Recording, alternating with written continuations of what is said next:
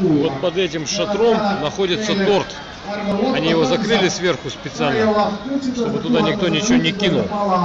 Торт 25,5 метров окружение.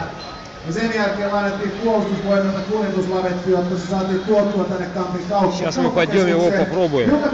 На него было потрачено там 7 литров сока, 100 килограмм шоколада, молока 60 литров, ну и так далее, тому подобное. Очень всего много.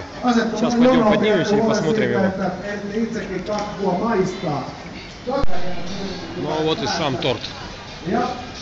Тут в честь одной компании, не будем говорить какой, рассчитанный на 11,5 тысяч кусочков. Мы тоже попробуем. Вот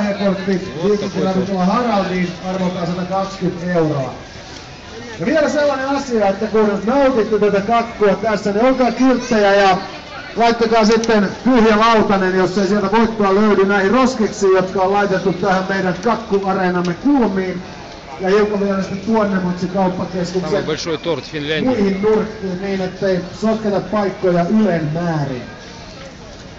Viking Loton 20-vuotinen taivaalla Suomessa alkoi 17.3. Ja nyt sitä pelataan tätä Viking Lottoa Suomen lisäksi muualla Pohjoismaissa, Baltian maissa.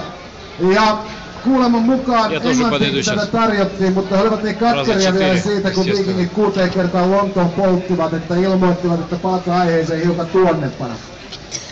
Ihmiset, kakkua riittää ihan varmasti kaikille ja muistakaa, että kun Viking Loton tunnus lautasenne pohjasta löytyy päädyttäisten henkilökunnan puoleen, niin lyödään palkinto käteen ja otetaan voittajalta kuuluisa, miltä nyt tuntuu, haastattelu myös tässä meidän Viikinki-propagandapisteessä.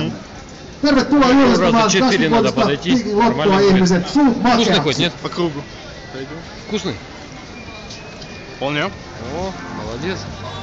Вкусный торт. Ну все, ладно, снимать не будем. Мне уже не терпится поесть.